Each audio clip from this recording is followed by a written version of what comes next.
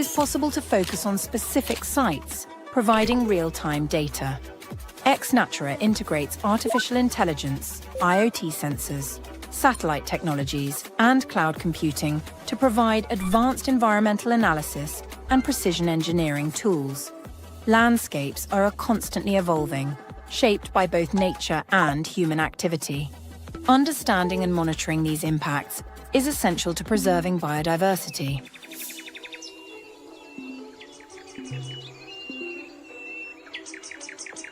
Data alone is not enough. Human expertise makes the difference. The combination of IoT sensors, AI, and experts ensures that insights are accessible and usable by all stakeholders, supporting informed strategies. From assessment to regeneration, set targets, define action plans, and explore scenario analyses to align your business with environmental goals.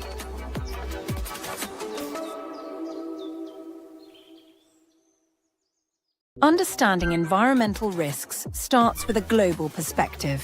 Through XNatura's environmental platform, it is possible to focus on specific sites, providing real-time data. XNatura integrates artificial intelligence, IoT sensors, satellite technologies, and cloud computing to provide advanced environmental analysis and precision engineering tools. Landscapes are constantly evolving, shaped by both nature and human activity. Understanding and monitoring these impacts is essential to preserving biodiversity.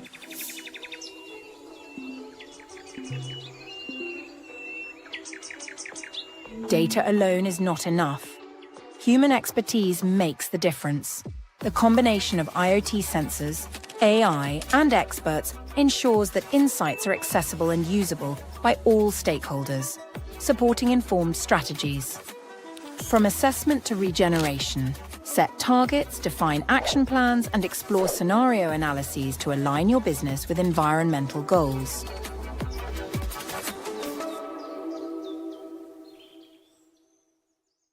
Understanding environmental risks starts with a global perspective. Through XNatura's environmental platform, it is possible to focus on specific sites, providing real-time data. XNatura integrates artificial intelligence, IoT sensors, satellite technologies, and cloud computing to provide advanced environmental analysis and precision engineering tools. Landscapes are constantly evolving, shaped by both nature and human activity. Understanding and monitoring these impacts is essential to preserving biodiversity.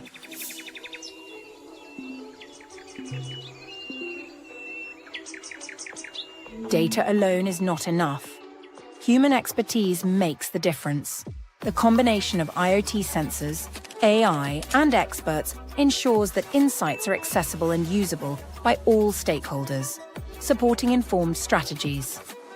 From assessment to regeneration, set targets, define action plans, and explore scenario analyses to align your business with environmental goals.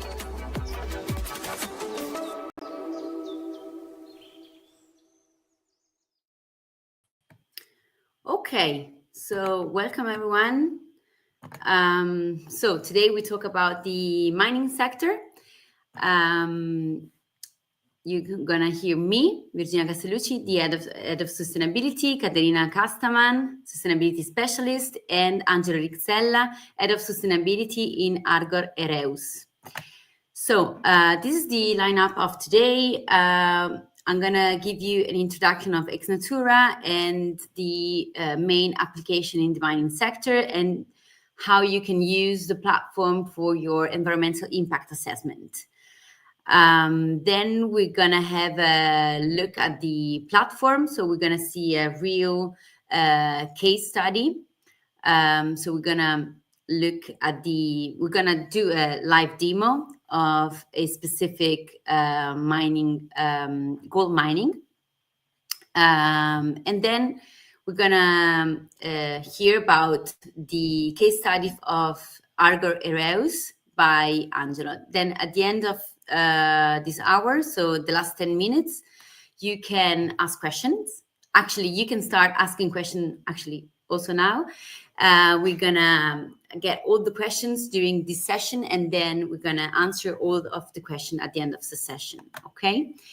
So for the ones who don't know us yet, we are XNatura. We are part of a 3B company, and we are an environmental platform that combines different technologies to monitor biodiversity, nature, and climate.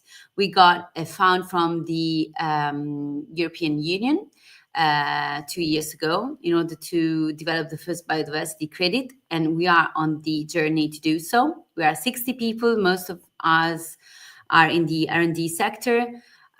We have more than 10,000 IoT devices spread all over the world, and we are mapping more than 1 million hectares worldwide. We have more than 500 customers, and we are partnering with more than 15 research centers in order to develop our technologies and to complete our environmental platform. Which are the technologies we use? It's mainly remote sensing, but we also use a lot of bioacoustic sensor and image recognition sensor, and all the analysis can be completed with lab analysis and on-field surveys. Who we work with, mainly companies, but also municipalities and natural parks. So, as I just said, we are on our journey to develop the first biodiversity credit in Europe. Actually, we just released a new standard, ISO standard in Italy. We published it on the 23rd of September. Actually, I say we published, but it's not true. I mean, UNI published it, which is the operational branch of ISO in Italy, and we contributed to this new standard in order to measure the impacts of a company on biodiversity, and then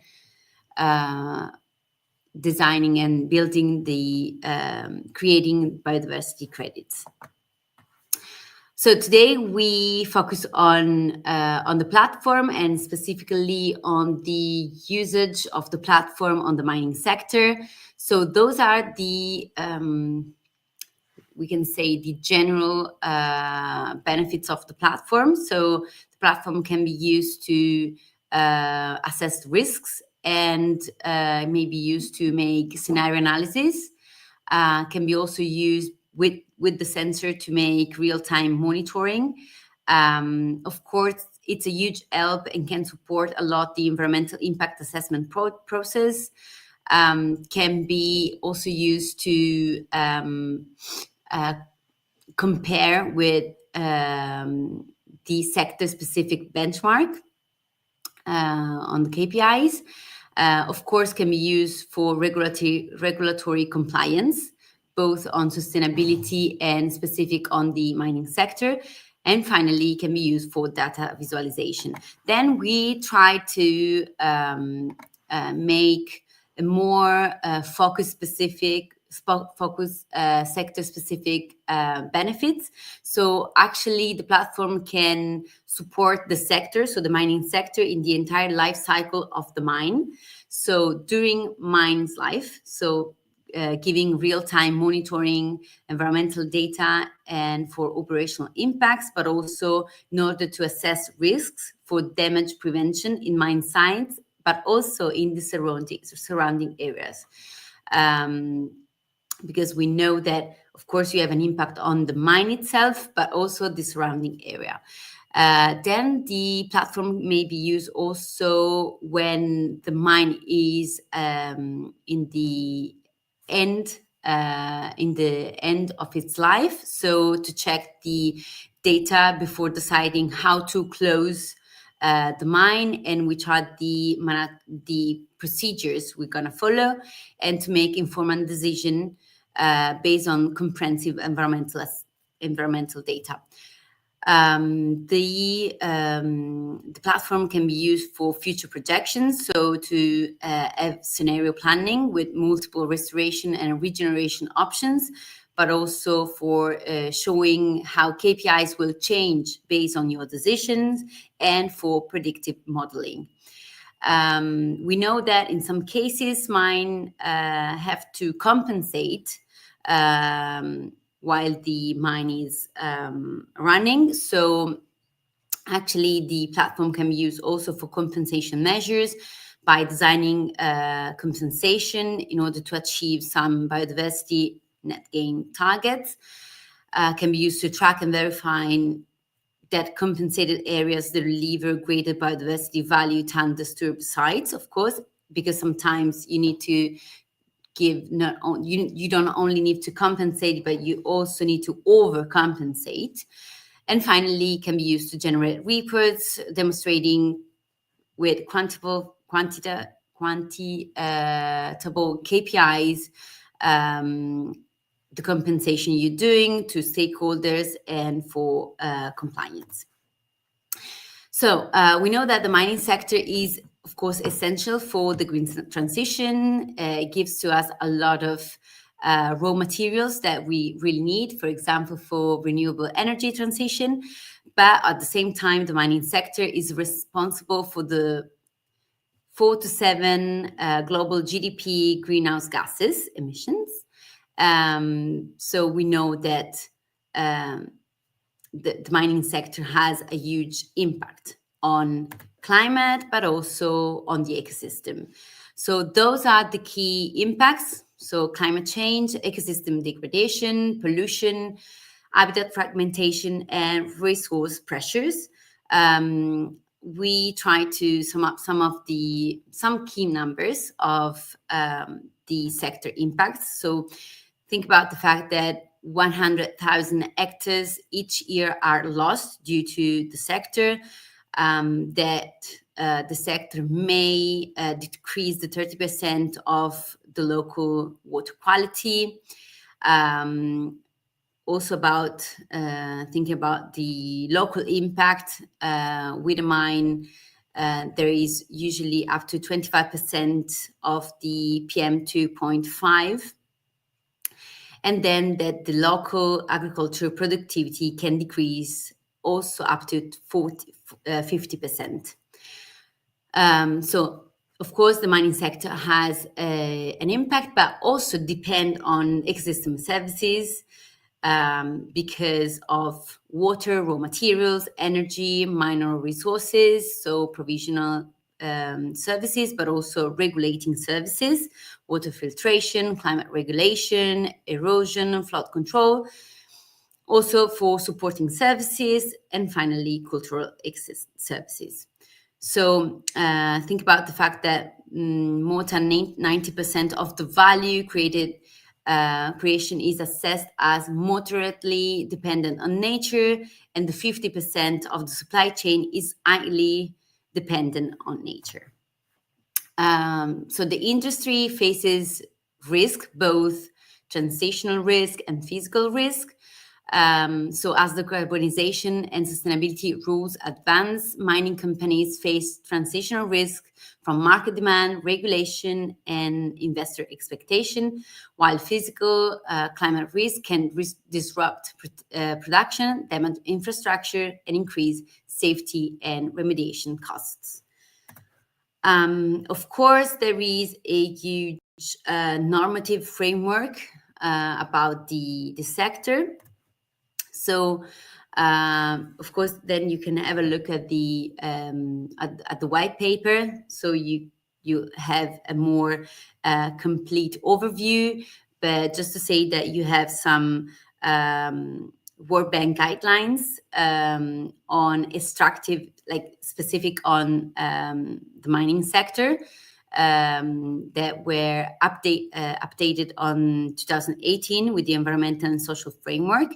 And also there is a huge focus on biodiversity, on the CBD and the GBF that talks, of course, about the mining sector. So we follow the TNFD approach and its specific, let's say, disclosure metrics.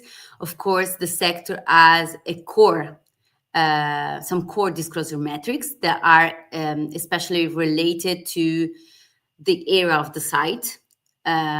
So the area of the site that are potentially impacting on sensitive location, the one that are impacting, but you have a plan to manage those impacts, and also the one that you are impacting, you have a plan that has been verified or approved by a third party. So those are the core disclosure metrics, but also TNFD gives to the sector some additional disclosure metrics that cover different aspects. So starting from the conservation and restoration activities. So for example, measuring the total area or the species population covered by the collaborative conservation or restoration initiative supported by the company. There are some KPIs on circular economy, such as the proportion of waste that is recycled. There are some KPIs on the extent of the site level ecosystem services assessment. Then you should disclose about the mining impact management KPI, supplier management KPI, capital allocation, and water impact and the state of nature. So those are all the additional sector disclosure metrics that are really specific on the mining sector. Of course, the TNFD follows the LEAP approach, and XNatura is structured to follow the LEAP approach. So first thing, you locate through satellite images and GIS analysis the land use on the site and the buffer zone. Then you can evaluate and monitor data via the IoT censored field data support and satellite data to detect changes over time. The third step is assess. So XNatura can feed in environmental trends to model future risk and opportunity. And finally, prepare by tracking the effectiveness of current strategies and KPI in real time. Of course, the platform may be used to support the environmental impact assessment on the mining sector, and in general to all the sectors that needs to follow environmental impact assessments, such as energy infrastructure. For which project the environmental impact assessment is required in the mining sector. So mainly for big projects. For small project may be required, but sometimes not mandatory. But for large project, it's always mandatory. So for quarries and open cast mining with surface exceeding 25 hectares, peat extraction where the surface of the site exceeds 150 hectares, and the extraction of petroleum and natural gas for commercial purposes where the amount of extracted exceed 500 tons daily or 500,000 cubic meters per day of gas. So we're gonna go very fast on these. So if you start to have some questions or doubts about the platform, you can start digiting your questions on the chat, and we can save it for the end of the session. So how XNatura can help you in mining project? First of all, as I said, screening. So XNatura provides geospatial and environmental data through satellite images and GIS analysis. Then scoping. So by all of our technology, so remote sensing, sensor, bioacoustic, but also camera traps and biomonitoring, we can get some data, then field surveys and lab analysis. We can prepare reports. Actually, the platform can generate automated report that can be used for public consultation and authority opinion, and also for evaluation and decision-making processes. Those are all the technologies we are already using for the platform. It can be used for your mining sector projects. So I really want to start with the demo. So those are some of the clients that have already chosen us in different sectors, as you can see. Of course, today we're going to focus on a specific case studies from our clients, which is Argor Ereus. But first of all, we can start with the demo session. So, Caterina, you may join me and you can start sharing your screen. If you want to explain, first of all, what we're going to see now. Sure. First of all, hello, everybody. I'm Caterina, and I'm going to explain how the platform of XNatura practically works. We're going to start from a general overview and how we can decide how to prioritize specific sites. Then we're going to see some copper and gold mine, in particular the risks and impact, as it is in a pretty peculiar location, and then a bit how in the mining sector you can apply the platform not only on the mining site, but also, for example, on river tailings or each environment that is actually impacted by the mine itself. Then we're going to work to see also a carbon mine with some scenario analysis, and then how sensors may be applied for the survey and census part. So I am going to share the screen, but for connection problems, I'm going to remove my camera, but you will hear me. And I am sharing it right now. And yes, so this is the general platform overview and how everything is visible at first sight. We are in the overview section of the platform, and at first there is just a general description of what it is. Then what we are moving towards is being able to see all our sites. Here it is a demo with multiple sites, but as soon as you decide which site you want to see for your whole supply chain, you can see your whole supply chain sites, mines, and impacted areas. This is just an overview, so the information we have are the hectares and sites that are monitored.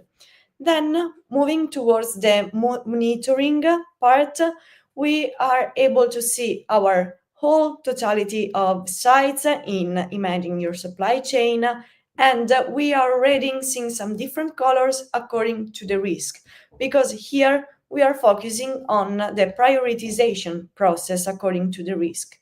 There are again multiple information on the still general part, but what is important about this section is to see how many sites out of the totality are actually impacted or are impacting in different ways, but also the trend of the site matrix. This is a matrix that allows you to put in common two KPIs and to compare them one another. We can, for example, take into consideration the MSA, but of our own site, and then consider, for example, the hydrogeological risk. We can see here in the graphs that the hydrogeological risk is higher for just one site, and it is also the area with a lower MSA. So I'm going to be able to understand that for the hydrogeological risk, I have to actually act on this site compared to all the others. But if I'm considering different KPIs, which for example can be the distance from protected area, I might need to consider other sites. I can see that some sites are really far away from protected area and have a high MSA, so they do not require prioritization, compared to the ones that are, in this case, actually within our site of the protected area and present a low MSA. It's important to note that the MSA is the mean species abundance. So we have a low biodiversity level within a protected area, which is not optimal at all. Then I can enter my site. I can actually click on the dot or take the map and go in the actual site. Going to the site here, I chose a copper and gold mine, which is in a peculiar local condition, we would say, because it is at more than 4,000 meters in height on a mountain in Indonesia, and it is highly impacting the environment and highly also impacted by it in terms mainly of biodiversity. So the first thing we see here is the perimeter. The perimeter is the area that you choose for your own site. You can customize it on the adding new perimeter button, clicking here and then changing the area you want to consider. Also, you can change your control area and decide with how much of the surroundings you want to compare your site to. Then you actually save and change. Here I'm not saving because I already put on the borders I need. Then you can even see the same map but for different important factors. What is important to consider here can be the protected areas, because what we see here is that our site is not only within a protected area, but it is also near at least two of them. Furthermore, we are moving to the locate part because the platform follows the leap approach, and we start getting information on the location, on the climate area. In this case, it is equatorial, fully humid, and with the alpine biome. But it is really humid, so rain here is going to be a really important factor. Then you can even customize what the production processes you want to consider, which will be important for many tabs, such as the anchor, the one based on anchor, the economic value, and the number of employees. And then you can give a general description of everything. Then you just confirm, and all the information are here. Then you can see the status and impact and risks in general. Here I'm going to go real quick because the condition in this case is we are in a really humid area, so aridity is at its maximum, but also we have 1 inhabitant per hectare and almost no MSA, as we have seen from the first graph. This means that we have no pollinators, low permeability, no nature, no animals, no plants, and basically no fresh water.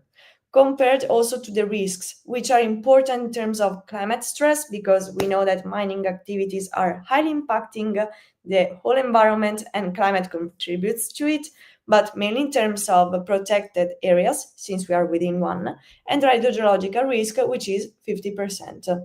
So not so high, but also not low at all.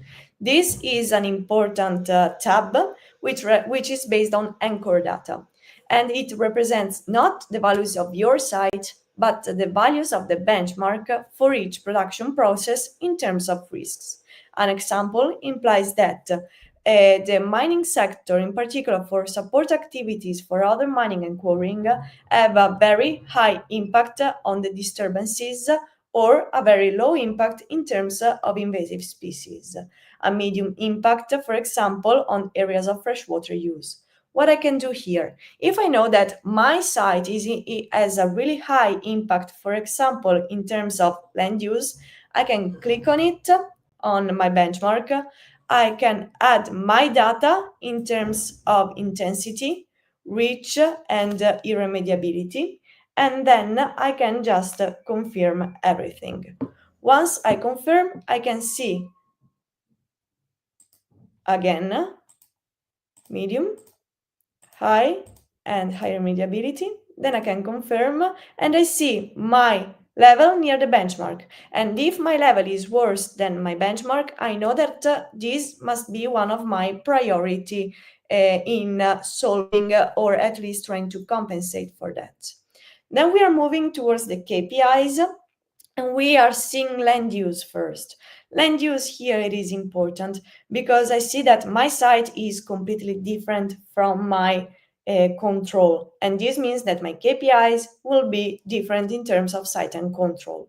Here, there are lots of graphs, lots of KPIs, and I'm going to focus on the most important ones. A really important site is rain. A really important KPI is rain, because it has a 17.4% value. The dashed dot is the benchmark here for all the other areas that are in a similar condition to this one. And we see that usually rain is not as high as it is in our site, because in a level from A to E, we are at a D score.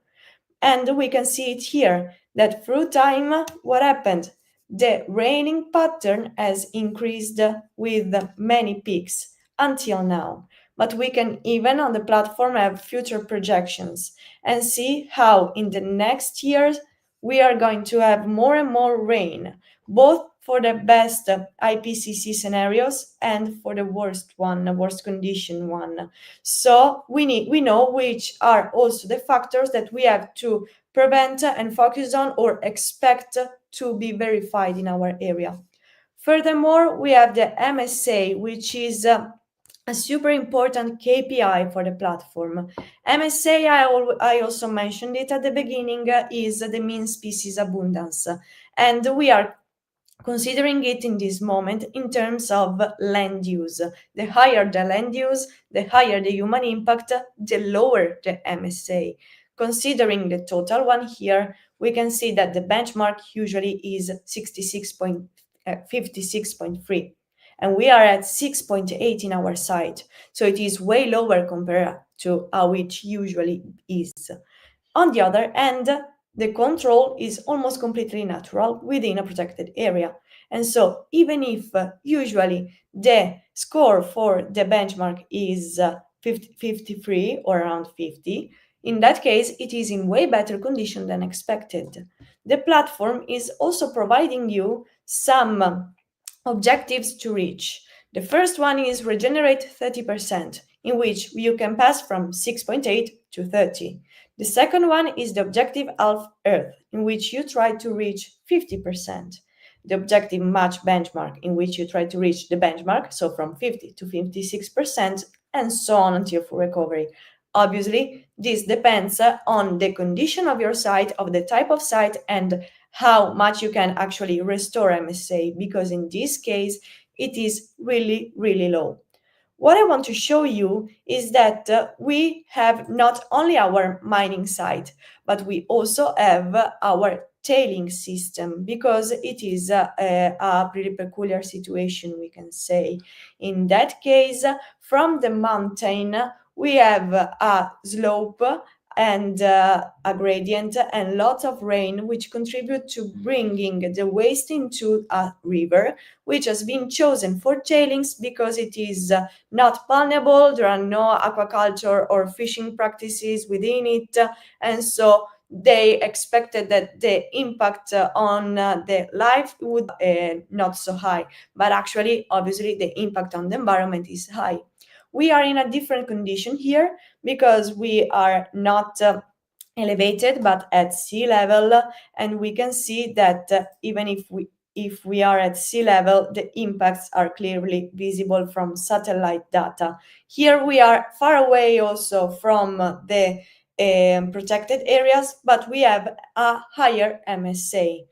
So here you can do the same things as before, as I showed you. What I want to show you here is that you can kind of change some predict with some scenarios according to changes that you decide to perform.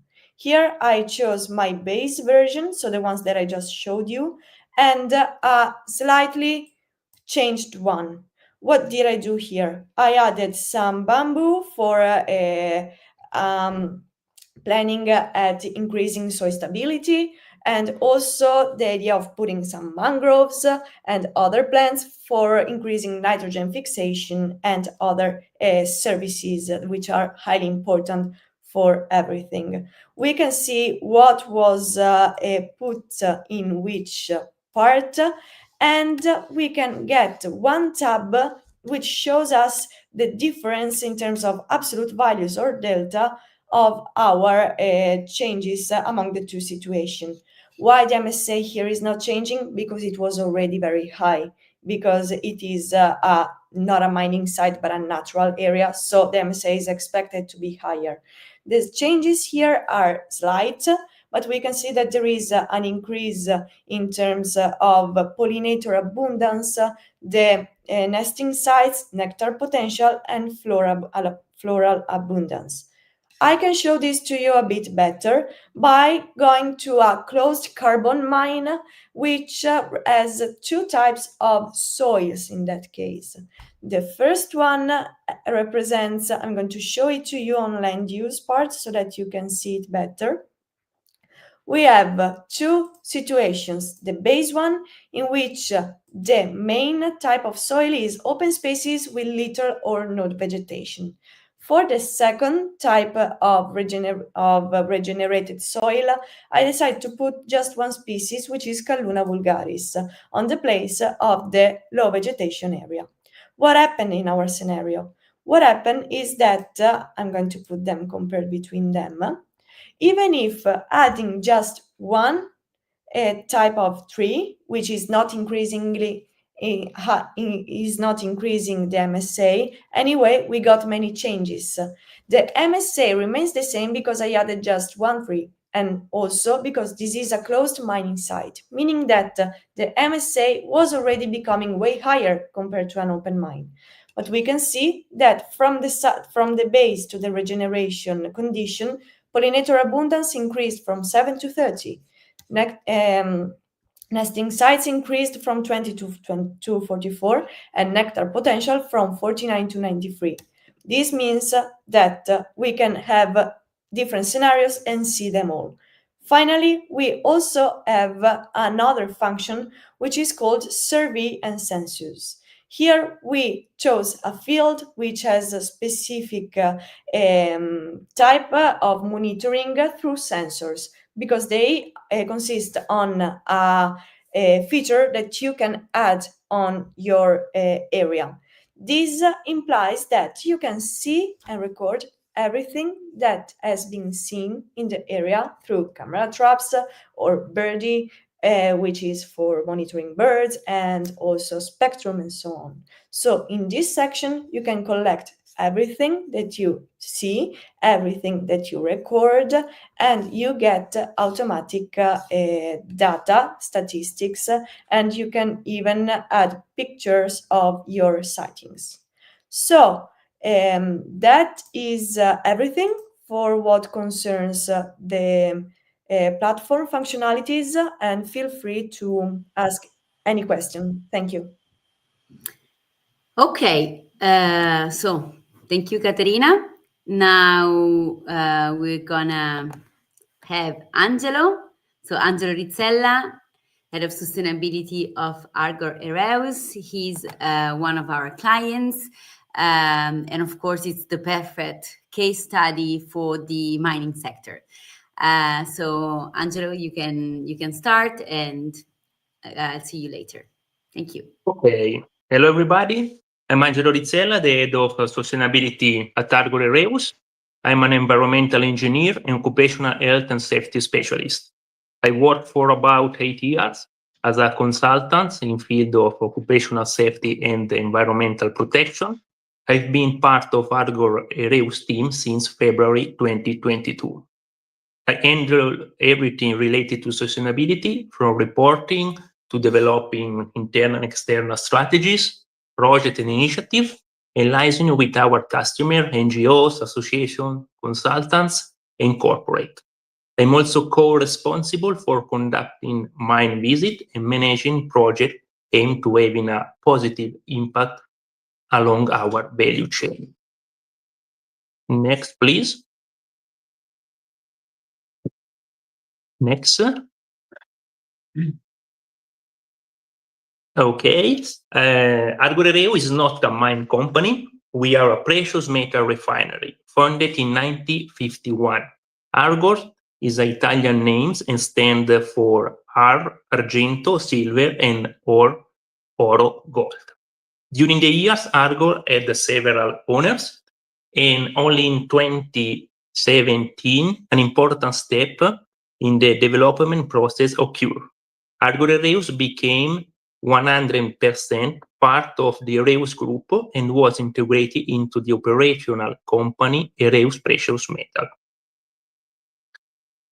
Argor Reus is active in more than 60 countries. To achieve all this, we grow our footprint over time. Currently, Argor Reus consists in 2 large refineries in Mendrisio and in Hong Kong. We have also 2 representation offices in Germany and Italy. And in 2022, we set up 2 employees in the US to cover the US market. Both are located in New York. Furthermore, since 2004, Argor Reus is part of a joint venture with Argor Aliba in Mendrisio that cover carbon coating for various applications. In this slide, we showcase how Argor positions itself at the center of the value chain. Probably now you can understand why we are so interested in the mining sector. We pride ourselves on being an integral part of both the upstream and downstream sectors, connecting various stakeholders in the precious metal industry. In the upstream segment, we engage with customers in the scrap, mining, and good delivery sector. This allows us to source and refine precious metal from these sources, ensuring a sustainable and responsible supply chain. Mining represents around 50% of incoming material volume that annually we refine and represent the main impactful source along our supply chain. In the downstream segment, we serve a diverse range of customers, including banks, central banks, billion houses, high-end watch and jewelry manufacturers, chemistry industries, and institutions. Argor's big advantage lies in being a one-stop shop, offering not only refining services, but also transformation, such as the production of bars and semi-finished or finished products for jewelry and watchmaking. Moreover, in addition to our refining and transformation capabilities, Argor provides a comprehensive suite of services to support physical business management. These includes trading and aging solutions, laboratory services for quality assurance, and secure transportation. Recently, we have also been offering a consulting or rather a support service that help our clients, both upstream and downstream, understand the impact of their operation and products, so we can jointly explore less impactful solutions. By positioning ourselves at the center of the value chain, we ensure seamless integration and end-to-end solution for our customers, backed by our expertise and commitment to excellence. Our responsible sourcing approach. At Argor Reus, responsible sources is a cornerstone of our commitment to integrity and sustainability. We apply rigorous selection criteria to ensure that every partner and material align with our values and international standards. For example, we evaluate country risk, business activity, compliance, reputational risk. We proactively identify and mitigate risks that could impact our reputation or that of our stakeholders, reinforcing confidence in our sourcing practice. And obviously, environmental responsibility. We prioritize suppliers who minimize CO2 emission, protect biodiversity, and avoid harmful practices such as mercury use. Our goal is to reduce environmental impact across the entire value chain. Through this measure, we strive to create a supply network that reflects our dedication to sustainability, transparency, and respect for people and planet. I think that then when you imagine mine, this could be the picture materialized in your mind, especially if you are an actor on the sustainability topics. A big hole, big trucks, dust, naked soil, etc. It's true, but this is just one type of mine and just one part of the mine complex. This is a large-scale open-pit mine. What you don't see in the picture are the tailings dams, containment structure built by mines to store residues from mineral processing, the heap leach pads. It consists of creating a pile of crushed mineral on a waterproof base pad where a chemical solution is sprayed which dissolve the metals. The waste dumps are a accumulation of waste material that does not contain economically extractable minerals. The stockpiles are reserve of extracted material, such as a raw mineral accumulated on the surface for future processing, transport, and sale. And the process plant. The process plant is a plant that transforms raw material into valuable product through the chemical or mechanical processes. All these functional parts of the mine have an environmental footprint and are common also in the other type of mine with different scale and impacts. Here you can see two gates of underground small mine and artisanal miner called barriqueros. Other type of mine, but similar impact on environment. For example, we must verify that also artisanal small miner are mercury free. Next. When I was a student, one of the professors said that to resolve a problem, you have to put yourself in a superior level, respect the problem. I did it. Here you can see how appear two mine sites and a refinery site from the sky. Is this helpful? Without any further knowledge or data, I don't think so. On the left, you have a picture of our surrounding. On the right, a picture of the alluvial mine surrounding. In the middle, a picture of a portion of a large-scale mining in the middle of the desert area. Who is most impacting on biodiversity? How can we measure the impact of biodiversity and why? Our reputation is fundamental. Is always fundamental and important, but in this sector more. We must ensure that what we declare is correct, database and replicable. How can we answer to the previous question without exposing yourself to reputational risk? Choosing a methodology aligned with our principle. In XNatura, we have found a partner able to provide solid analysis based on data, recognize methodology, and always update with the legislation. In the slide, you can see some of the 100 parameter measure and use like input for internal analysis.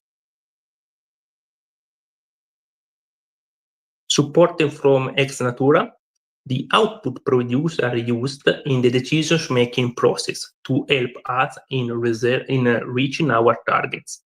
We have conducted a site assessment on our site and one on mine site of our business partner. On our side, the assessment was the base to develop an action plan aligned with the GBF, Global Biodiversity Framework, for restoring the area close to us, and to be the concrete example that it's possible to regenerate nature with a data-based approach.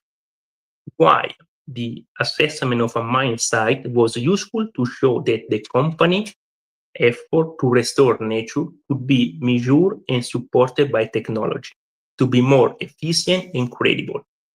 We are seeing a lot of scattered actions being taken by mining companies without a robust system in place that allow them to demonstrate their commitment based on data and track their progress over time.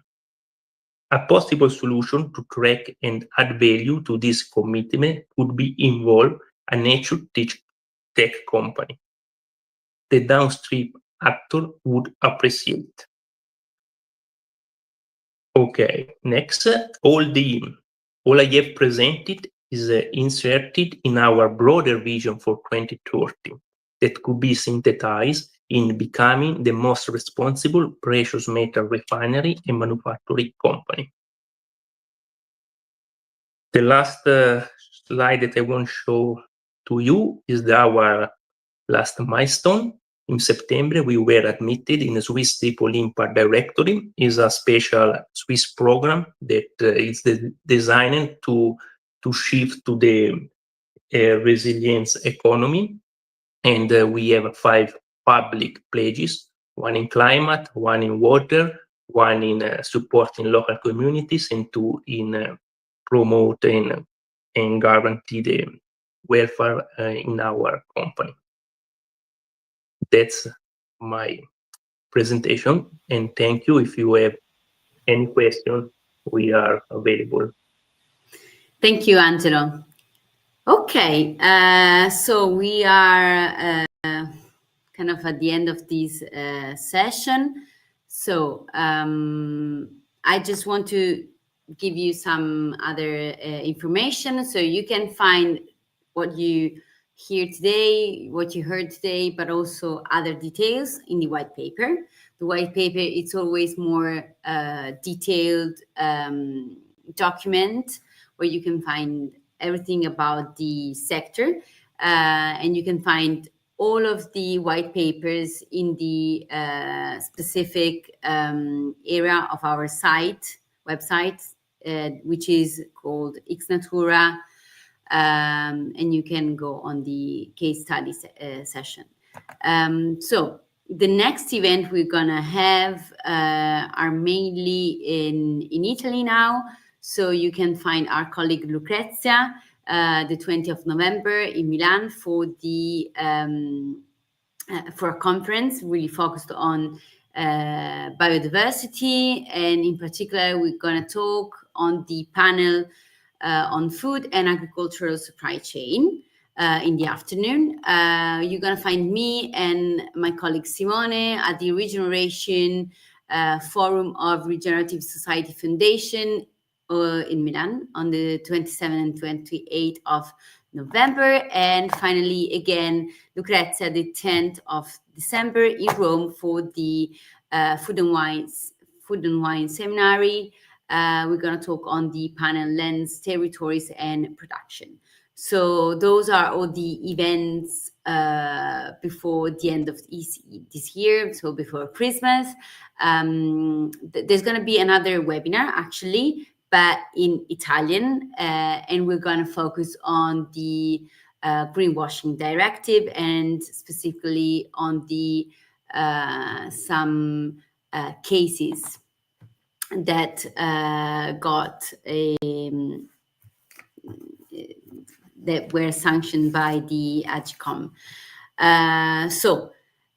We are at the end of this session. Thank you again to Angelo. Thank you again to Caterina. I don't see any questions. So what I can do is answer to some of the questions that usually people ask us. So is the database we are using able to generate data, environmental KPIs, all over the world?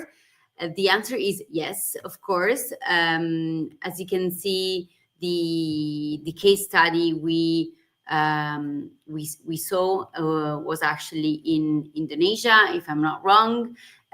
So we use a set of open source database based on different KPIs, and the platform can generate all of these KPIs globally.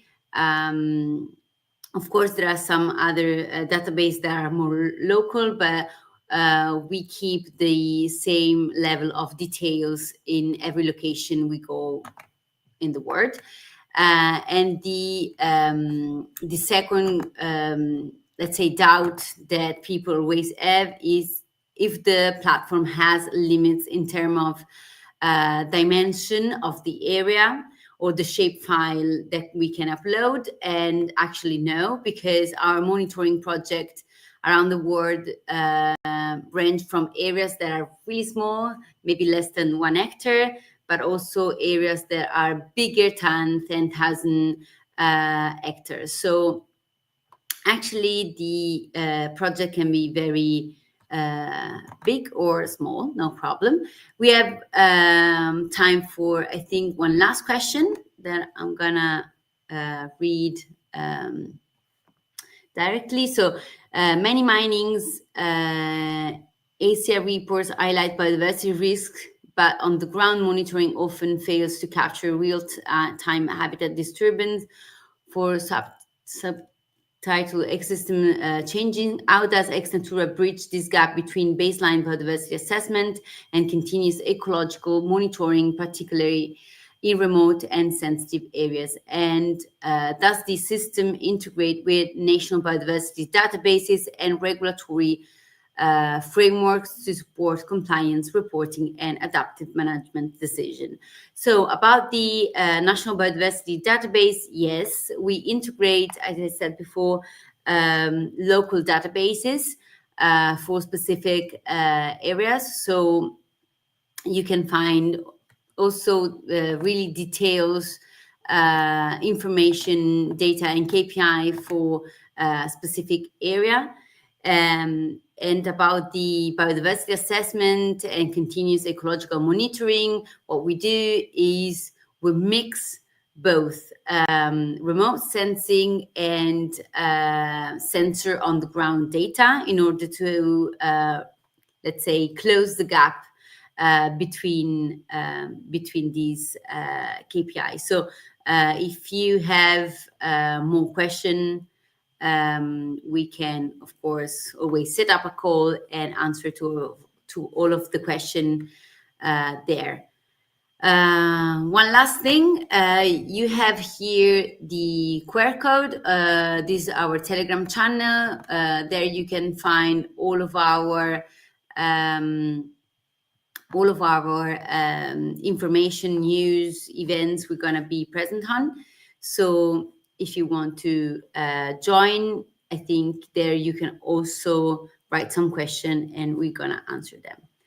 Thank you again to all for being here, and see you next year for the next English webinar. Understanding environmental risks starts with a global perspective. Through XNatura's environmental platform, it is possible to focus on specific sites, providing real-time data. XNatura integrates artificial intelligence, IoT sensors, satellite technologies, and cloud computing to provide advanced environmental analysis and precision engineering tools. Landscapes are constantly evolving, shaped by both nature and human activity. Understanding and monitoring these impacts is essential to preserving biodiversity.